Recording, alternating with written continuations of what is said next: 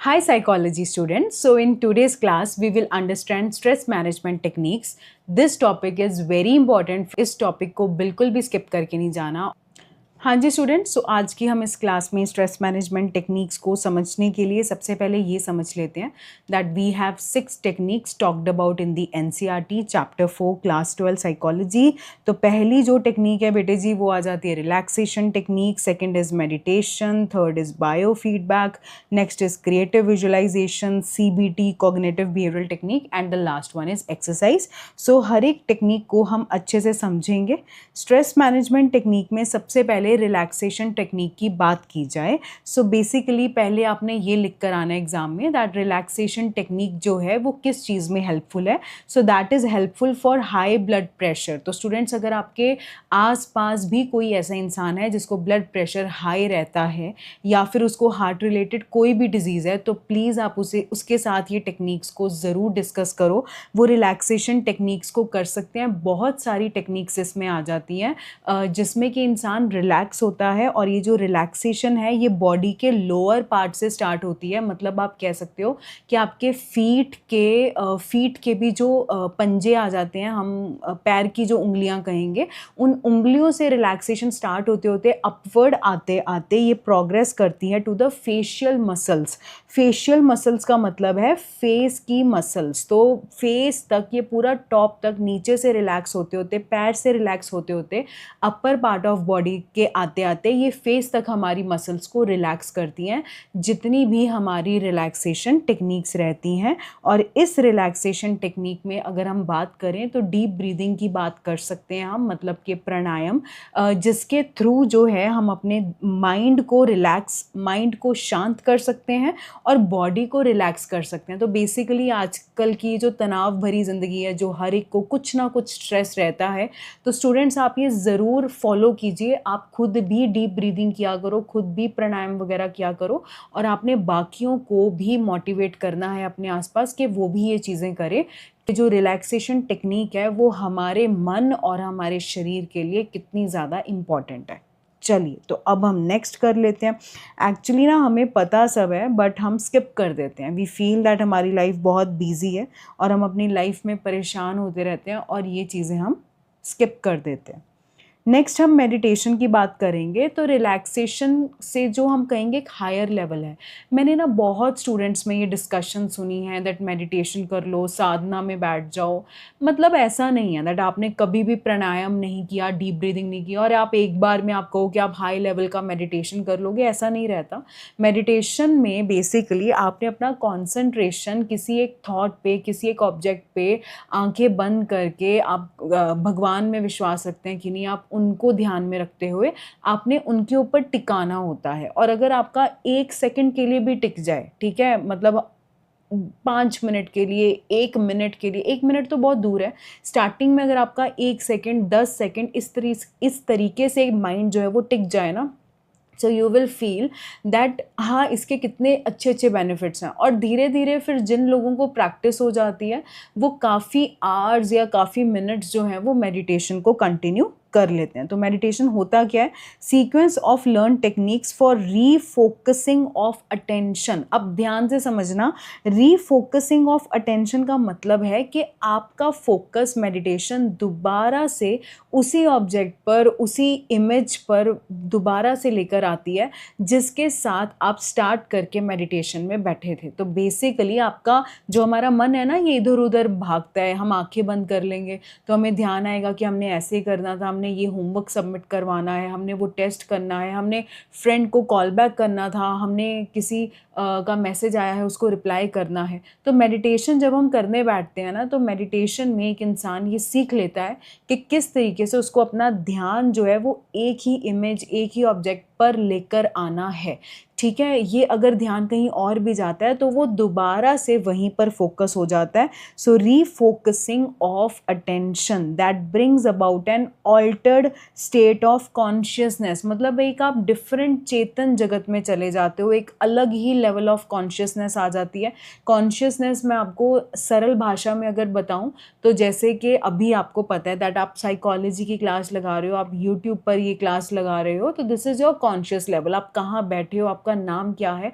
और ये जो हम बात कर रहे हैं मेडिटेशन की, कि ऑल्टर्ड मतलब एक डिफरेंट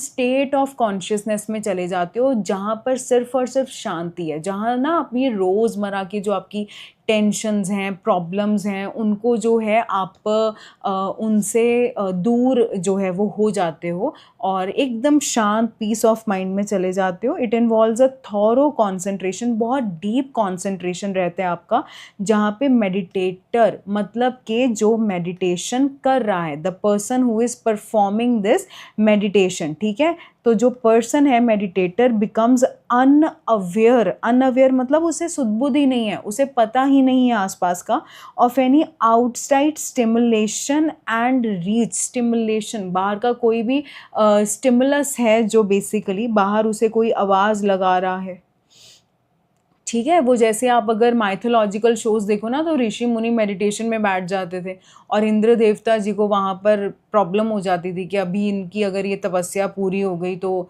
फिर है ना, ये पता नहीं कुछ ऐसा वरदान ना मांग ले कुछ भी, तो वो भेजते थे ना अपनी अप्सराओं को उनको डिस्ट्रैक्ट करने के लिए। तो अगर आपने देखा होगा ना कि अप्सराएं जो हैं वो कितना उनको डिस्ट्रैक्ट करने के बाद कितने घंटों बाद जाकर ऋषि मुनि अपनी उस अवस्था से बाहर आते थे, आते ही और गुस्से में उनको श्राप दे देते थे। चलो वो तो आफ्टर इफेक्ट्स हैं, ठीक है। बट अगर हम बात करें तो उस टाइम पर ना मतलब एक डिफरेंट स्टेट ऑफ कॉन्शियसनेस में चले जाते हो, जहाँ ये जो हमारा जगत है इससे इंसान जो है वो दूर हो जाता है, उसे आसपास का नहीं पता रहता, and reach a different state of consciousness, that's it. तो मेडिटेशन को हम एक बार रिवाइंड कर लेते हैं।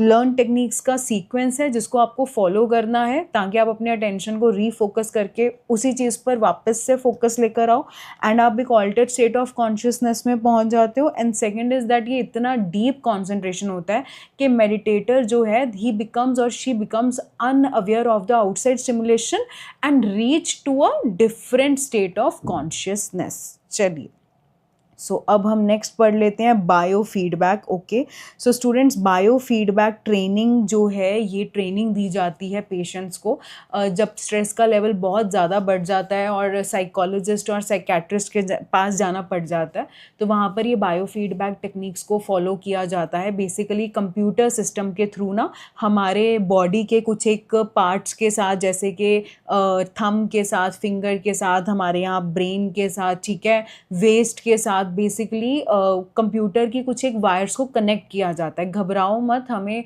कोई शॉक नहीं दिया जाता बट उन्हें कनेक्ट किया जाता है। तो उससे क्या होता है दैट हम कुछ भी हमें मतलब जो भी हमारी बॉडी में हार्ट रेट चल रही है, हमारी बॉडी रिलैक्स हो रही है, वो सारी की सारी रिकॉर्डिंग हो जाती है। तो ये सब चीज़ें क्यों की जाती हैं, पर क्यों को समझने से पहले हम ये समझते हैं कि ये की किस तरीके से जाती है। सो 3 स्टेजेस की स्टूडेंट्स हम बात करते हैं। First is developing an awareness of the physiological response, example heart rate. तो उस पर्सन को दिखाया जाता है कि देखो अभी तुम एक स्ट्रेसफुल सिचुएशन, अभी तुम स्ट्रेस में हो, है ना, और तुम अभी हार्ट रेट देखो अपनी, आपकी हार्ट रेट कितनी बढ़ रही है, आपकी हार्ट रेट क्या है, इस तरीके का सोचने से। उसके बाद उनके साथ डिस्कस किया जाता है learning ways of controlling that physiological response. Physiological response को क्वाइट कंडीशंस में कैसे कंट्रोल करना है, मतलब उनका मन शांत करवाया जाता है। क्वाइट कंडीशंस का मतलब है दैट उनका मन जो है ना वो काम, शांत, एकदम पॉजिटिव करवाया जाता है। और उसके बाद ये दिखाया जाता है कि इस तरीके से शांति में, जहाँ आपका मन शांत है, वहाँ पर जो आपका जैसे कि हार्ट रेट बढ़ रही है किसी इंसान की, तो ये जो फिजिकल रिस्पॉन्स है इसको आपने कैसे कंट्रोल कर लिया। तो तरीके सिखाए जाते हैं कि किस तरीके से जब आपका मन शांत है, अभी आप देखो आपका हार्ट रेट कितना कम है। And the third one is कि इस कंट्रोल को ट्रांसफ़र किया जाता है into conditions of everyday life, because everyday is not possible कि पर्सन हर रोज़ साइकोलॉजिस्ट के पास जा रहा है, साइकेट्रिस्ट के पास जाकर बैठ रहा है। तो बेसिकली बायो फीडबैक की हेल्प से उस पर्सन को ये दिखाया जाता है चार्ट पे, एक ना रिपोर्ट जो है वो कंप्यूटर से बनकर आ जाती है दैट आपके बॉडी के फिजियोलॉजिकल रिस्पॉन्सेज वेरियस क्या क्या थे, आपकी पल्स क्या है, आपका हार्ट रेट क्या है, ठीक है, आपकी ब्रीदिंग उस टाइम कैसी थी। तो ये सारी चीज़ें उसके साथ उसको दिखाई जाती हैं और फिर उसे दिखाया जाता है वो वाली रिपोर्ट कि जब आपका मन हमने शांत करवा दिया था, ठीक है, जब आप एकदम शांत थे, उस टाइम पर इसमें क्या ड्रॉप आया था। तो इसका बेनिफिट ये हो जाता है कि जब इंसान अपनी आँखों से एक रिपोर्ट में देखता है ना दैट अच्छा मेरे स्ट्रेस में हार्ट रेट इतना बढ़ जाता है और इसमें इतना है। अभी जैसे मीठा है, खाने को हम लोग मीठा जो है आइसक्रीम्स खा ली, ठीक है, कुछ ना कुछ खा लिया एंड हम खाते रहते हैं आउट ऑफ अनअवेयरनेस। बट जब हमें पता चलता है दैट नहीं यार हमारा ब्लड शुगर लेवल कितना स्पाइक कर रहा है, हमारे लिए कितनी नुकसान वाली चीज़ें हैं। हम एक कोल्ड ड्रिंक की छोटी सी बॉटल ही तो है, हम समझ के पी लेते हैं, बट उसमें कितना ज़्यादा शुगर है। तो जब हमें अवेयरनेस होती है ना तो उस चीज़ का हमारे मन पर एक डिफरेंट इम्पैक्ट पड़ता है। ऐसे ही बेटे जी बायो फीडबैक ट्रेनिंग में होता है दैट इंसान को दिखाया जाता है कि ये देखो भाई आपकी रिपोर्ट है, अभी इस रिपोर्ट के हिसाब से आपको अपने लाइफ में इन चीज़ों पर वर्क करना है। और आप कैसे वर्क कर सकते हो, आप इस तरीके से ना आप शांत रहा करो, ठीक है, आप बढ़िया से एकदम रहा करो। तो इस तरह उनके साथ जो है वो डिस्कशन की जाती है, उन्हें समझाया जाता है और ये कंट्रोल ट्रांसफ़र किया जाता है कि अभी आप एवरीडे लाइफ में अभी आप वही अपनी नौकरी, स्कूल, अपने बिजनेस में जाओगे, अपने घर परिवार में जाओगे, तो किस तरीके से आपने अपने मन को शांत करने का सीखना है और तब अप्लाई करना है। अब नेक्स्ट हम बात कर लेते हैं क्रिएटिव विजुअलाइजेशन की। Okay, creative visualization is my favourite technique. So creative visualization में बच्चे इमेजरी एंड इमेजिनेशन को यूज़ किया जाता है। This is the main point when we talk about creative visualization. इसका मतलब क्या है कि आपकी आइज़ को क्लोज़ करवाया जाएगा और आपको कुछ इमेजिनेशन करवाई जाएगी, आप कुछ इमेजेस आपके माइंड में प्रोड्यूस करवाई जाएंगी अपने बोलने से। जैसे कि साइकोलॉजिस्ट किसी पेशेंट पर जब ये अप्लाई करता है तो वो एक सिनेरियो क्रिएट कर रहा है दैट सोचो, है ना, लेट्स से वो पेशेंट को नेचर बहुत अच्छा लगता है तो वो नेचर का कोई सीन जो है उसे याद करवा सकता है। उसे लेट्स से ट्रैवलिंग अच्छी लगती है तो उसे लंदन, अमेरिका, जहाँ भी उसे अच्छा लगता है तो उसे कह दिया कि इमेजिन करो आप उन स्ट्रीट्स में खड़े हुए हो, ठीक है। तो उसको प्रॉपर इमेजिनेशन करवाना, आइज़ क्लोज करके अच्छी अच्छी इमेजेस जो हैं उसको जो है बनवा दी जाती हैं। और उससे क्या होता है ना दैट उसके मन को रिलैक्स किया जाता है, शांत किया जाता है, बिकॉज बेसिकली स्ट्रेस को मैनेजमेंट करने की पढ़ाई यहाँ पर हो रही है। अब ये ना बड़ी इंपॉर्टेंट लाइन है कि एक रियलिस्टिक गोल ना आपने ज़रूर सेट करना है। यार आप उसको इमेजिनेशन में, उसको नेचर अच्छा लगता है, आप उसको पहाड़ों में ले गए कि भाई तू पहाड़ों में है, ठीक है, अभी आप उसको इमेजिन करवा रहे हो और एंड तो कहीं हो ना, कुछ तो हो, कोई तो एक गोल हो ना रियलिस्टिक जिसको उसने अचीव कर लिया, आप कुछ ऐसा उसे इमेजिन करवा सको। अभी आप ऐसे ही उसको बीच में छोड़कर आ गए कि तू पहाड़ों में खड़ा रहे बस अब आंखें खोल ले, तो उसको पता है क्या होगा, ड्यूरिंग दैट जर्नी उसको अच्छा लगेगा, लेकिन एंडिंग जब अब्रप्टली हो गई और कोई गोल ही नहीं मिला तो वो पर्सन ना और परेशान हो जाएगा कि अब मैं नेक्स्ट क्या करूं, अभी मैं आगे क्या करूं। तो एक रियलिस्टिक गोल ज़रूर सेट करो। माइट भी आप उसे जो है उसके करियर के रिलेटेड कुछ इमेजिन करवा सकते हो, लंदन की स्ट्रीट जैसे मैंने आपसे बात की। तो एंड कुछ होना चाहिए उस इमेजिनेशन में दैट आप अभी यहाँ पर पहुँच गए हो, अभी आपको ये अवार्ड रिसीव हो रहा है। सो वो एक एंड वाली खुशी देनी ना बहुत ज़रूरी है, एक रियलिस्टिक गोल होना बहुत ज़रूरी है। It is easier to visualize if once mind is quiet. तो पहले तो उसका माइंड शांत करवाओ, जिसके लिए आप उसे पहले डीप ब्रीदिंग करवा सकते हो, although it is not the part of creative visualization, but हम एक मानकर चल रहे हैं दैट हम उसके मन को शांत करवा रहे हैं, हम उसकी डीप ब्रीदिंग वगैरह करवा के उसके मन को शांत करवा रहे हैं, बॉडी रिलैक्स हो और आंखें ज़रूर बंद हों ताकि अनवांटेड थॉट्स, जो थॉट्स की ज़रूरत नहीं है, जो उसको तनाव दे रहे हैं, जो उसे स्ट्रेस दे रहे हैं, उन थॉट से वो बच सके। तो ये तीनों चीज़ें ना बहुत ज़रूरी हैं। वो बहुत स्ट्रेस में आपके पास आया है, सीधा ही आपने उसको आकर बिठा लिया, हाँ भाई बैठ जा, चल आंखें बंद कर, तू एक जंगल में खड़ा हुआ है। No no, not at all, आपको ऐसा नहीं करना। उसको शांत करवाना, उसकी बॉडी को रिलैक्स करवाना है, मन शांत होगा, आंखें बंद होंगी तो डेफिनेटली ये वर्क करेगी। तो क्रिएटिव विजुअलाइजेशन एक क्रिएटिव एनर्जी प्रोवाइड करती है। मतलब लाइफ में ना इंसान स्ट्रेस में तब भी आता है जिस दिन वो ये सोच लेता है कि मैं कुछ कर नहीं सकता, ठीक है, और ये शायद सिचुएशन आउट ऑफ कंट्रोल है और इस सिचुएशन को मैं हैंडल नहीं कर सकता, मैं इतने सब्जेक्ट्स को पढ़ाई नहीं कर सकता, मैंने ये स्ट्रीम क्यों ले ली, कुछ ना कुछ वो सोचता रहता है, मैं अपनी लाइफ, अपनी फैमिली का पालन पोषण नहीं कर सकता। लेकिन क्रिएटिव विजुअलाइजेशन करवा के ना आप में ये बच्चे एक ताकत आ जाती है कि आप मतलब आप में ऑब्वियसली नहीं आती, कहने का मतलब क्रिएटिव विजुअलाइजेशन अगर आपको अच्छे से करवानी आती है ना, तो आप सामने वाले इंसान को एक मन में उसके ताकत दे सकते हो, क्रिएटिव एनर्जी दे सकते हो कि नहीं तो अभी भी बहुत कुछ लाइफ में कर सकता है। सो एक क्रिएटिव एनर्जी, खैर यहाँ पे जो क्रिएटिव एनर्जी इन्वॉल्व है ये हेल्प करती है इमेजिन सीन को इनटू रियलिटी टर्न करने में। सो वो पर्सन इतना शांत हो जाता है दैट एक्चुअल में वो फील करने लग जाता है कि जो उसको इमेजिन करवाया गया है that is true. So it gives a very very good relaxation to that person. So ये टेक्निक तो भाई मेरी बहुत ज़्यादा फेवरेट है जब भी मैंने स्टूडेंट्स के साथ जो है स्कूल में जब मुझे काउंसलिंग सेशंस वगैरह करने रहते हैं। सो अगर आपको भी ये चीज़ को करना है ना, तो अभी फ़िलहाल आप किसी पे कर तो नहीं सकते, अभी आप 11th-12th क्लास में हैं, 12th क्लास में हैं। आप क्या कर सकते हो, आप खुद के लिए कैसे कर सकते हो ना, जैसे काफ़ी ये सूदिंग म्यूज़िक नहीं आते यूट्यूब वगैरह पे, तो वो आप सुनकर अपना सो जाया करो, या आप फ्लूट वगैरह, बांसुरी वगैरह, ठीक है, आपको कोई भगवान का कुछ अच्छा लगता है तो आप वो सुनते हुए सो जाया करो, और उस टाइम आप इमेजिन करते हुए सोया करो दैट हम जो हैं, हमारे जो भगवान हैं, या मतलब जो भी चीज़ आपको अच्छी लगती है, जो भी आपकी लाइफ में गोल है, हम उस गोल को अचीव कर रहे हैं, बस इस तरह सोचते सोचते सोचते सोचते सो जाया करो। तो इससे जो नेगेटिव थॉट्स आते हैं ना मन में कि कैसे होगा, शायद मैं कुछ कर नहीं सकता लाइफ में, ये सब चीज़ें थोड़ी दूर रहती हैं आपसे ना, ये सब चीज़ें दूर रहती हैं। बिकॉज स्टूडेंट्स, आप लाइफ में ना उस दिन नहीं कुछ कर पाओगे जिस दिन आप अपने मन को ये कहोगे कि नहीं यार तू कुछ नहीं कर सकता। तो ये कहना बंद कर दोगे ना और विजुलाइज अच्छा करना स्टार्ट कर दोगे, तो डेफिनेटली इट विल वर्क। चलिए, सो स्ट्रेस मैनेजमेंट टेक्निक के 5th हम बात कर लेते हैं कॉग्निटिव बिहेवियरल टेक्निक्स की। तो इसे हम स्ट्रेस इनोक्यूलेशन ट्रेनिंग कहते हैं। It is one of the effective method developed by Meichenbaum. So Meichenbaum ने जो है बच्चे स्ट्रेस इनोक्यूलेशन टेक्निक को डेवलप किया था, तो ये नाम आपने ज़रूर लर्न करना है। इससे बेसिकली नेगेटिव और इर्रेशनल थॉट्स जो हैं, नेगेटिव थॉट्स समझ गए, I am a failure, I can't do anything, I am not good, तो ना वाले जो थॉट्स होते हैं वो सब नेगेटिव होते हैं। और इर्रेशनल थॉट्स का मतलब हो जाता है जो थॉट्स जो हैं जिनका कोई लॉजिक नहीं है, जिनका कोई सिर पैर नहीं है।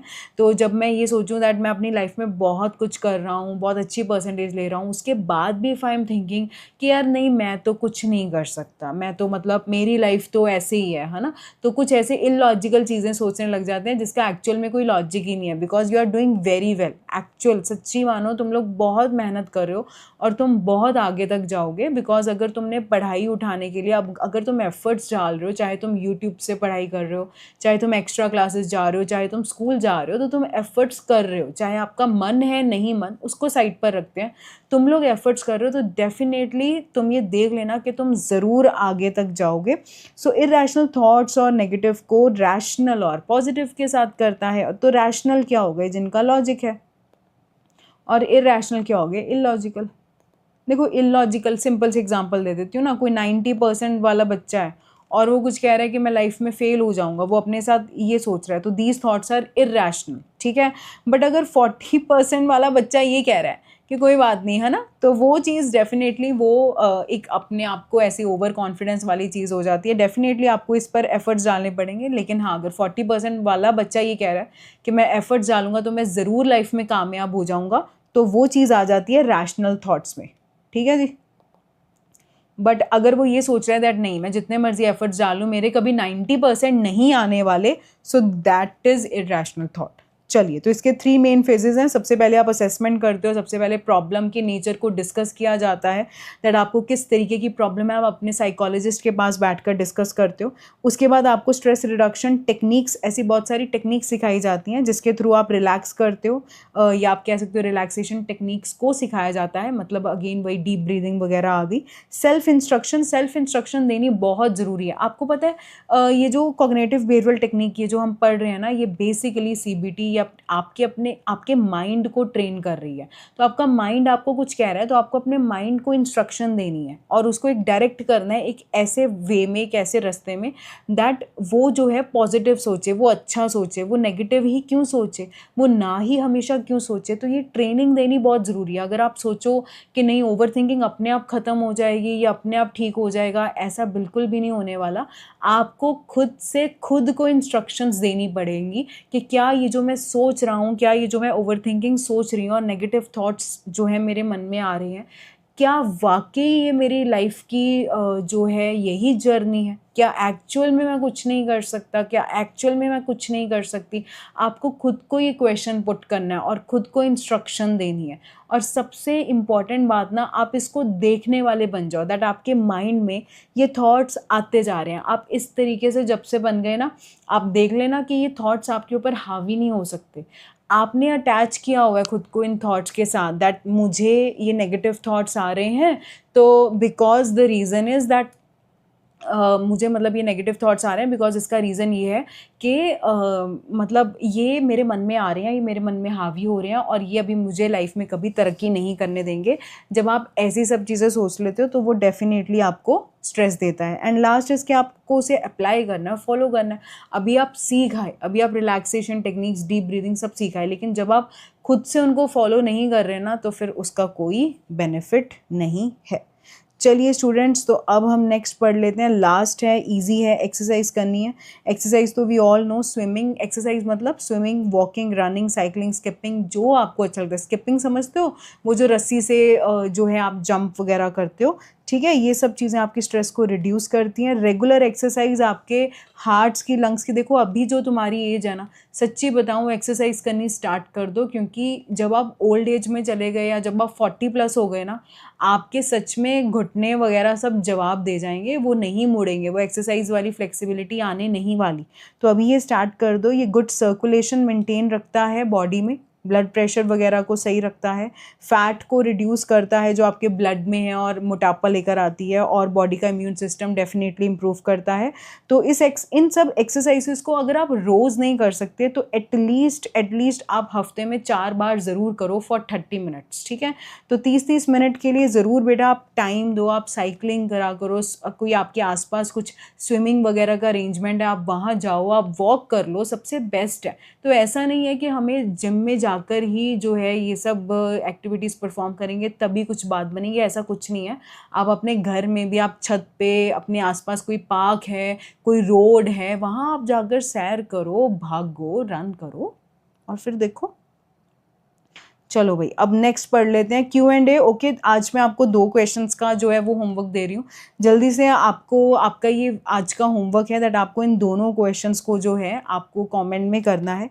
Second question is for I could say 2 marks और फर्स्ट क्वेश्चन 1 मार्क का है। तो देखते हैं 2 मार्क्स में कौन बच्चे अच्छा लिखकर मुझे कमेंट सेक्शन में देते हैं। नहीं लिख सकते हो तो आप एटलीस्ट आप हेडिंग्स ही बता देना। और 1 मार्क के लिए जो है आपको कोई ऑप्शन एक चूज़ करना है, तो ABCD आप ऑप्शन जो है, जो भी आपको लगता है सही वो करना है। अब एक बात मैं आपको और बता दूं, सेकंड क्वेश्चन जो है, अच्छा ये सैम्पल पेपर के क्वेश्चंस हैं। सेकेंड क्वेश्चन जो है students, Resham has been overwhelmed by the quantum of work in her office, बहुत ज़्यादा उसे वर्क मिल गया। शी हैज़ बीन एडवाइज्ड, कुछ उसे स्ट्रेस मैनेजमेंट टेक्निक्स उसके काउंसलर ने एडवाइस की हैं। तो कौन सी 2 टेक्निक्स हैं? तो जब ये इस तरह का क्वेश्चन आ जाता है ना, तो बेसिकली आप कोई भी 2 टेक्निक्स बता दो। जो 6 टेक्निक्स मैंने बताई हैं, समझाई हैं, उनमें से कोई भी आप 2 टेक्निक्स बताते हो तो वो बिल्कुल सही रहेगा, क्योंकि यहाँ पर हमें क्लियर कट नहीं गिवन कि ये कौन सी टेक्निक की बात कर रहे हैं। तो हम कुछ भी बता सकते हैं, एक्सरसाइज लिख दो, मेडिटेशन लिख दो, बायो फीडबैक लिख दो, लेकिन लेट्स से यहाँ पर कुछ ऐसा मेंशन होता दैट काउंसलर ने जो है उसको इमेजिनेशन वगैरह करवा के उसको स्ट्रेस मैनेज करवाया, तो यहाँ बताओ कौन सी स्ट्रेस मैनेजमेंट टेक्निक को अप्लाई किया गया है। तो प्लीज़ इसे ध्यान रखना कि इसमें फिर आपका जो इमेज और इमेजरी और इमेजिनेशन वाला जो हमने क्रिएटिव विजुअलाइजेशन पढ़ा है, आपको वही बताकर आना है, ठीक है जी। So students, I hope that आपको स्ट्रेस मैनेजमेंट टेक्निक्स अच्छे से समझ आया होगा। अभी नेक्स्ट क्लास में हम लाइफ स्किल्स को अच्छे से डिटेल में समझेंगे। टिल देन आपका ये होमवर्क है दैट आपने इन टेक्निक्स को अच्छे से लर्न करना है। Thank you for joining today's class.